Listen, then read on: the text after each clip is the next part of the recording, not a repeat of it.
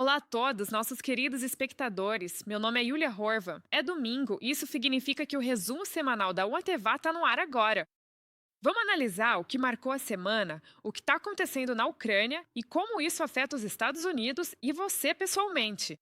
Então, hoje no episódio, lançamento de um novo míssil balístico ucraniano. Quais regiões da Rússia ele alcança? A Ucrânia está partindo para uma contraofensiva e você ficou ofendido. Putin ameaça sair das negociações se não lhe entregarem a região de Donetsk. Panorama mundial. O Irã está atingindo prédios altos com drones Shahed. O húngaro Orbán está chantageando a Europa. Vamos conferir tudo isso em frente. Por enquanto, siga a gente, deixe seu like e prepare-se para um programa recheado. Vamos começar? Prepare-se, porque a Ucrânia acaba de lançar pela primeira vez seu novo míssil balístico, o SP-7. É como um primo daquele foguete Flamingo que você já conhece. O projetista-chefe da empresa Firepoint, Denis Stillerman, compartilhou algumas imagens impressionantes dos testes. Esse míssil pode voar até cerca de 200 quilômetros. Ele atinge uma altitude de aproximadamente 64 quilômetros. A ogiva pesa até 150 quilos e sua velocidade máxima é de 5.400 quilômetros por hora. O vídeo do lançamento realmente impressiona. Nesta semana, os russos viram repetidas vezes a eficácia das armas ucranianas. Teve aquela chamada famosa defesa aérea russa durante tudo isso. E ainda é um mistério pra gente. A fábrica química Dergobush, na região de Smolensk, foi atingida. Era um dos maiores produtores de óxido nítrico da Rússia. E sem isso, não dá para fabricar TNT, Exalgin ou até mesmo pólvora. Então, é bem provável que os soldados russos na linha de frente não recebam novos projéteis tão cedo. Esses drones fizeram trabalho e tanto. Imagens de satélite mostram que não sobrou quase nada da instalação. Enquanto isso, na região do Tartaristão, na Rússia, um ataque de drone à estação de bombeamento de petróleo Kalikina provocou um incêndio enorme. Foi tão intenso que dava para ver as chamas do espaço. A mídia local russa informou que a fumaça de uma das tendas em chamas se espalhou pela região. Chegou até Netokamsk, que fica a cerca de 170 quilômetros de distância. É difícil imaginar o tamanho do incêndio, mas olha, foi enorme.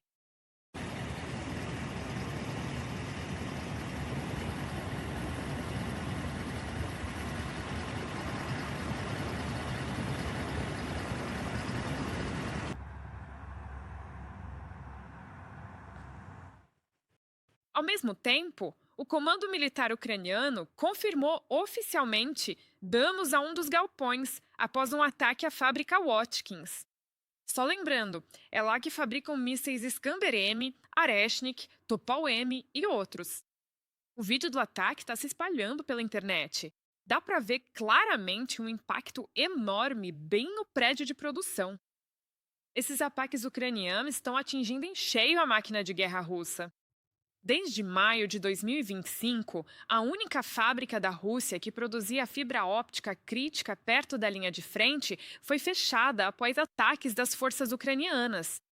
Enquanto isso, a China, grande parceira da Rússia, que agora fornece 100% da fibra óptica para o país, já aumentou os preços 4 vezes. Nesta semana, nas linhas de frente na Ucrânia, também houve algumas vitórias. Tropas ucranianas libertaram cerca de 400 quilômetros quadrados da região de Dnipropetrovsk. Na ofensiva de fevereiro, nossos defensores conseguiram retomar Kombriska, Ostapivsk, Pichane, Nechayevska, Radzine e Novo Zaporizhia. No geral, desde o final de janeiro, eles expulsaram o exército russo de pelo menos 8 localidades, conforme relatado pelo comandante-chefe Oleksandr Syrskyi. Além disso, de acordo com o Deep State Map, as tropas ucranianas estão avançando perto das vilas de Vishneve e Verbove, bem na fronteira com a região de Zaporizhia. A situação nessa área é difícil. O inimigo continua pressionando, mas nossos guerreiros não estão apenas mantendo a linha. Eles estão realizando avanços bem-sucedidos em sua operação ofensiva. Nossos contra-ataques aconteceram na junção de três regiões: Zaporozhye, Dnipropetrovsk, Donetsk e possivelmente também na região de Zaporozhye. Esses contra-ataques, como eu já disse, e não só eu, já falamos sobre isso muitas vezes, têm como objetivo melhorar nossa posição tática e eliminar grupos de infiltração inimigos que penetraram profundamente em nossas formações de combate. As coisas estão um pouco mais complicadas na região de Donetsk. A linha de frente está se movendo lá, apesar das tentativas desesperadas do inimigo de tomar o controle de Bas. As forças russas estão tentando avançar para os assentamentos nas direções de Sloviansk e Kramatorsk. Mas as forças de defesa ucranianas estão realizando ações de busca e ataque no momento certo. O voluntário ucraniano Denis Ristov, que ajuda a evacuar civis das áreas de linha de frente, mostrou como estão as estradas em Donetsk agora. Estão todos cobertos com material protetor. E redes de drones. A Ucrânia pode redefinir as linhas de defesa, e isso tem um custo relativamente baixo em comparação com uma ofensiva em larga escala. Acho que isso joga a favor da Ucrânia, e acho que veremos uma intensificação ainda maior da barreira contra drones. Quer dizer, o ministro da Defesa falando em 50 mil baixas ou mortos por mês, isso não se deve ao uso de metralhadoras ou tanques, ou provavelmente nem mesmo de artilharia. Isso vai ser por causa dos drones, principalmente no leste. Então eu esperaria ver uma duplicação ou até triplicação. Talvez não das unidades de drones, mas das capacidades disponíveis naquela área. Para mim, é assim que provavelmente será o próximo ano inteiro. E muitos veículos aéreos não tripulados definitivamente mudaram a guerra para sempre. E drones ucranianos baratos transformaram a linha de frente em uma enorme chamada zona de morte. A artilharia clássica e os tanques ficaram em segundo plano. Os VAM são responsáveis por 80% das perdas diárias russas. Quem diz isso é o presidente da Ucrânia, Volodymyr Zelensky. Após o verão de 2023, a Ucrânia estava perdendo até 10 mil drones por mês, incluindo VANTs de reconhecimento e modelos kamikaze de uso único. Mas, apesar das grandes perdas, drones FPV estavam destruindo tanques e veículos blindados que valiam milhões de dólares. A produção de drones aumentou consideravelmente. Em 2024, a Ucrânia fabricou mais de 2 milhões de drones. Os militares dizem que, na linha de frente agora, o mais importante é não ser detectado. Se os drones te virem, eles vão te passar. Drones FPV obrigam os soldados a moverem-se lentamente, a esconderem-se e a utilizarem equipamentos improvisados. Atualmente, existem muitos diferentes tipos de abrigos seguros e protegidos.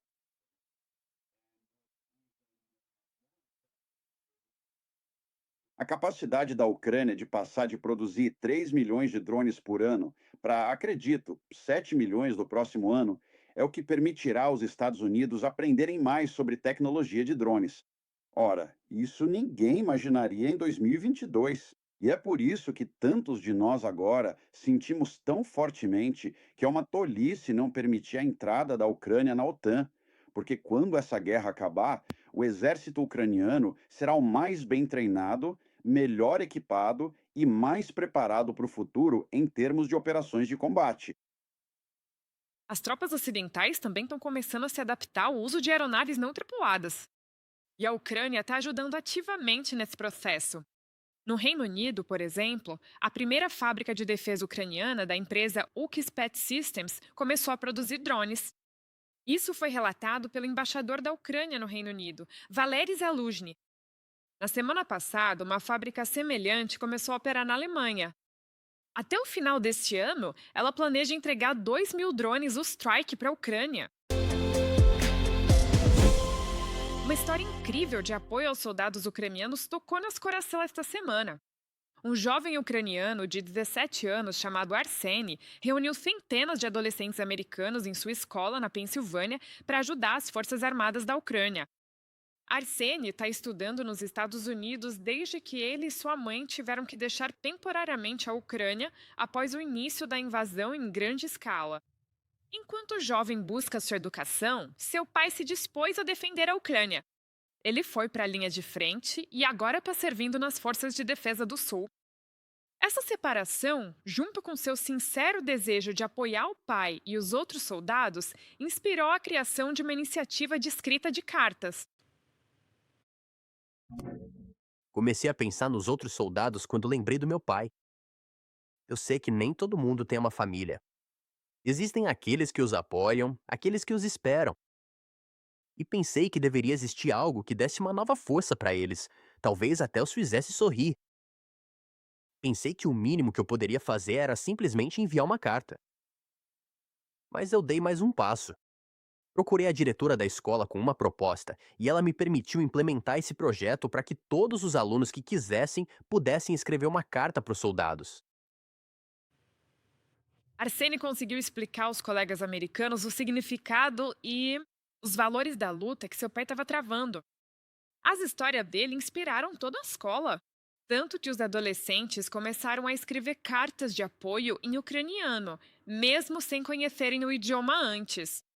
Nós realmente agradecemos o apoio deles. É algo incrivelmente gentil.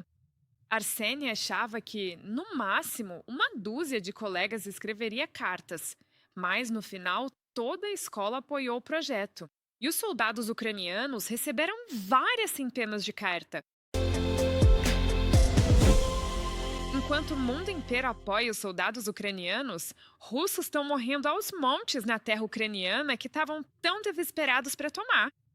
As perdas de mão de obra russa já chegaram a 1.260.000 pessoas. É mais ou menos esse número.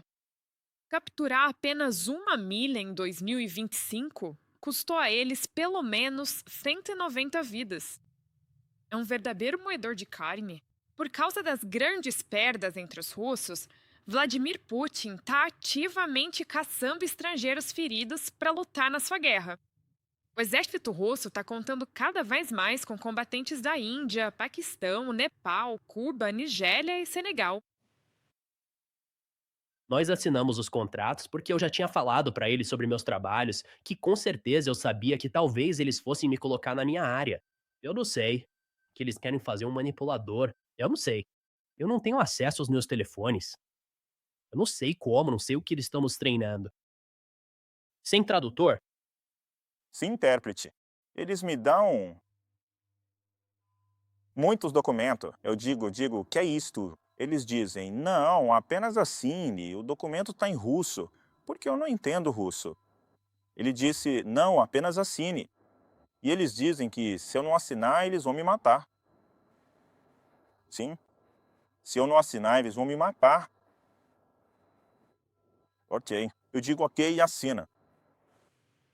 Mas, na verdade, a Rússia não tem dinheiro suficiente para oferecer contratos justos para todos. Então, eles recorrem a truques e recrutam estrangeiros através de pressão ou falsas promessas de outros empregos. Sim, a China alertou seus cidadãos que vivem na Rússia sobre uma nova lei que obriga estrangeiros a servir nas Forças Armadas russas. Mas os chineses podem ficar tranquilos, porque os países africanos, cujos cidadãos os russos arrastaram à força para a guerra, fizeram um grande escândalo. A Rússia recuou um pouco e até divulgou uma lista de países cujos cidadãos podem ser recrutados. Ela inclui China, Índia, Brasil, Turquia, Irã e um monte de países africanos. Cidadãos de outros países precisam tomar muito cuidado se não quiserem morrer na guerra dos outros. A guerra na Ucrânia precisa acabar dentro de um mês. Essa é a exigência do Zela. O presidente Donald Trump fez essa cobrança a Vladimir Zelensky durante uma ligação telefônica. Repórteres do Axios descobriram que o presidente ucraniano manifestou esperanças de acabar com a guerra ainda este ano, mas Trump disse que isso demoraria demais. Parece que o líder americano está levando isso muito a sério. Iowa, o vice-presidente JD, Vance, disse abertamente que o presidente ordenou negociações para tentar pôr fim às mortes na guerra da Ucrânia. Estamos envolvidos em negociações muito deliberadas, tanto com os russos quanto com os ucranianos. Obviamente, os russos têm algumas linhas vermelhas, os ucranianos têm algumas linhas vermelhas, e o presidente simplesmente colocou toda a equipe do Marco Rubio para baixo para tentar acabar com as mortes. Sabe, é difícil. Como o presidente já disse várias vezes, ele achava que essa seria a guerra mais fácil de resolver. Eu concordei com ele, mas acabou sendo muito mais difícil. Mas eu acho que estão avançando, Bill. Acho que estão avançando tanto com os russos quanto com os ucranianos. E vamos continuar trabalhando nisso. Uma nova rodada de negociações está marcada para o início de março em Abu Dhabi. Foi isso que Vladimir Zelensky anunciou ao mesmo tempo. O presidente insiste que as principais questões não serão resolvidas sem uma reunião de líderes, ou seja, ele com o ditador russo Vladimir Putin e, claro, com o presidente dos Estados, o presidente Donald Trump. Lá no Kremlin, eles não apoiaram essa ideia. Eles só estão dispostos a organizar uma reunião tripla de presidentes para encerrar o processo e assinar um acordo. Não parece que Moscou está levando esse processo a sério. A agência Bloomberg alerta que a Rússia pode simplesmente se retirar das negociações de paz, caso a Ucrânia não concorde em retirar as tropas de toda a região de Donbass. Putin não tem vergonha de impor exigências maximalistas à Ucrânia e ao EU. Afinal, ele não sente pressão suficiente dos nossos parceiros. Infelizmente, as pessoas ainda continuam levando a Rússia em consideração e continuam tentando dialogar com a Rússia, mesmo sendo inútil, né? Deixe-me enfatizar novamente. Se você não pressionar a Rússia, se eles não tiverem medo de você, então, é claro, eles não vão ouvir nenhum argumento racional, de jeito nenhum. Os Estados Unidos, no entanto, têm argumentos que com certeza vão fazê-los perceber o que vai acontecer a seguir. Ou pode ser aquele tipo de carta de pressão. A Reuters soube que a questão das sanções contra as empresas petrolíferas russas Lukoil e Rosneft surgiu durante rodadas anteriores de negociações em Genebra, Abu Dhabi e até mesmo Miami. Os jornalistas apontam que os EUA interromperam a venda dos ativos internacionais da Lukoil, supostamente para usá-los como moeda de troca contra a Rússia nas negociações de paz sobre a Ucrânia. Mas especialistas alertam que Washington também pode estar buscando seus próprios interesses. Bem, na verdade, a pressão que está vindo dos Estados Unidos do setor de petróleo não está realmente diretamente relacionada ao processo de negociação para acabar com a guerra na Ucrânia. É mais uma pressão geral dos Estados Unidos, como parte da estratégia política atual. Eles estão buscando fortalecer sua própria posição e enfraquecer a Rússia como concorrente. Não, Independentemente de como terminar a próxima rodada de negociações, vale lembrar que a ideologia fundamental da Rússia nunca mudou. Foi o que afirmou o chefe de gabinete do presidente da Ucrânia, Kirill Budanov, em entrevista ao meio de comunicação árabe Arb. Monaio. Portanto, a Ucrânia precisa criar as condições para que a Rússia deixe de existir como império. Budanov acrescenta que os problemas internos da Rússia continuam a crescer. Putin não tem um caminho claro para a vitória sobre a Ucrânia e chegou a hora de pôr fim à guerra. No entanto, Budanov acredita que Putin não percebe totalmente a dimensão da pobreza e dos problemas econômicos na Rússia. Mudanças de regime na Rússia não alteraram sua essência. Independentemente do nome atual, sua ideologia central permanece inalterada. No geral, as políticas do atual presidente russo não são substancialmente diferentes das eras czarista ou soviética. Da mesma forma, não devemos esperar que a Rússia mude novamente devido a fatores internos. Precisamos criar condições para que a Rússia desapareça como império. Quem conseguiu os drones desse jeito? Você odeia guerras só sobrevoando a Ucrânia neste fim de semana. O Irã lançou mísseis e drones contra Israel, Bahrein, Catar e Emirados Árabes Unidos, Kuwait e Arábia Saudita. Teherã chamou isso de vingança por uma operação que os Estados Unidos e Israel iniciaram nesta manhã. Mas eles não especificaram que os alvos dessa operação eram os programas nuclear e de mísseis do Irã, justamente aqueles que o regime do Ayatollah Ali Khamenei planejava usar depois para chantagear o mundo civilizado. As pessoas tentaram negociar com o Irã na mesa, mas foi inútil. A Ucrânia tem seu próprio caminho para acertar as contas com o Irã. Teherã é um parceiro próximo de Moscou e já enviou ajuda militar a eles várias vezes. Isso inclui drones Shahed, que incendiaram um prédio de vários andares no Bahrein. Atacaram aeroportos no Kuwait e nos Emirados Árabes Unidos. E até colocaram fogo em um hotel em Dubai.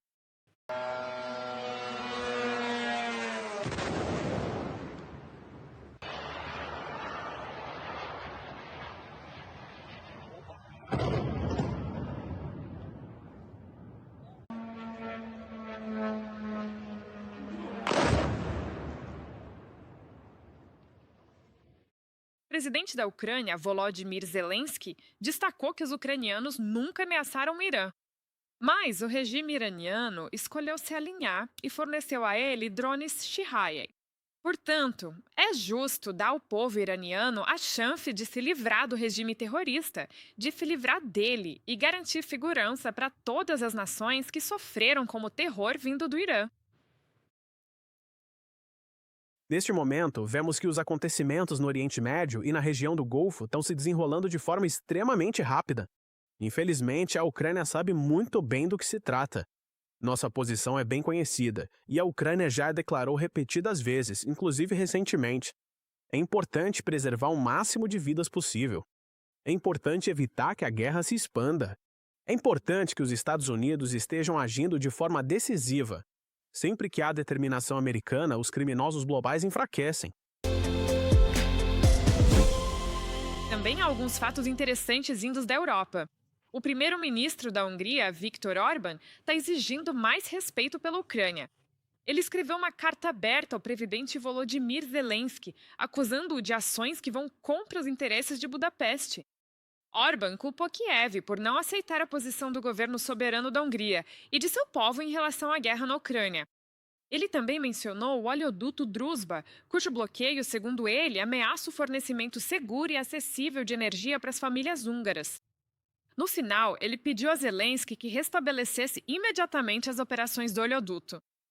Volodymyr Zelensky, por sua vez, ressaltou que a responsabilidade pelos danos ao oleoduto Druzhba é da Rússia, não da Ucrânia, e aconselhou o primeiro-ministro da Hungria, Viktor Orbán, a conversar com Moscou.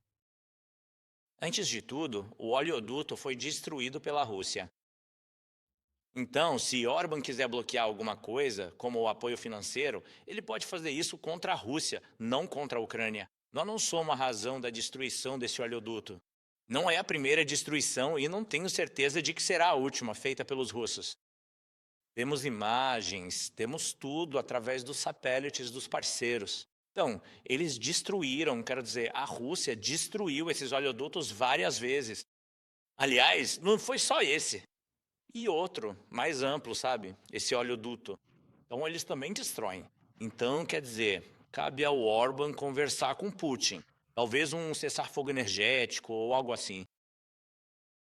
Mas essa chamada segurança energética da Hungria virou mais uma desculpa do que um motivo real para o Orbán bloquear um novo pacote de sanções europeias contra a Rússia e um pacote de empréstimo crucial para a Ucrânia. No começo, o primeiro-ministro húngaro prometeu desbloquear tudo assim que recuperasse seu petróleo russo barato. Mas o político descobriu que Viktor Orbán tinha outra condição. Ele exigiu 16 bilhões de euros do orçamento europeu, supostamente para reforçar a defesa. No entanto, a União Europeia não está com pressa para aprovar o pedido. Eles estão preocupados com questões relacionadas ao Estado de Direito no país. Então, Viktor Orbán está recorrendo a alguns truques nada justos. Provavelmente, ele quer parecer melhor aos olhos dos seus eleitores antes das eleições deste ano. A Rússia está pegando fogo, sua economia está em apuros e suas tropas estão empacadas, levando meses, se não anos, para conquistar até mesmo uma pequena vila. Esse é o resultado que Moscou obtém após 4 anos de guerra em larga escala contra a Ucrânia. A Ucrânia, a qual deram apenas alguns dias antes da ocupação total em 2022. E agora estamos ensinando nossos parceiros o básico da guerra moderna e produzindo drones junto com eles. E mesmo tendo sido muito difícil para nós, energia, terror, ataques à infraestrutura, pressão de quem achava que já tinha vencido, segundo o maior exército do mundo. Mas ainda estamos aqui, estamos lutando, não temos planos de parar nossa luta. E nesta semana, cruzamos mais um marco anual. Estamos lutando há mais tempo do que nossos avós e bisavós lutaram durante a Segunda Guerra Mundial. Essa história é sobre resiliência e como o bem sempre vence. Somos sortudos por, na nossa luta, não estarmos sozinhos. Obrigado, queridos espectadores, por nos assistirem hoje. Temos voz e podemos falar com vocês agora, só porque, há 4 anos, nossos defensores resistiram firme. Juntos, podemos pressionar a Rússia ao limite para que uma paz justa e duradoura realmente resista na Ucrânia. Glória à Ucrânia! Isso é tudo por hoje. Eu sou Yulia Horanvan. Muito obrigada pelo seu tempo, atenção e por apoiar firmemente a Ucrânia. Nos vemos na próxima semana. Por favor, não se esqueça de se inscrever no nosso canal para ficar por dentro do que está acontecendo no mundo. Apresentado para você por nós, o ATV, sob a perspectiva ucraniana.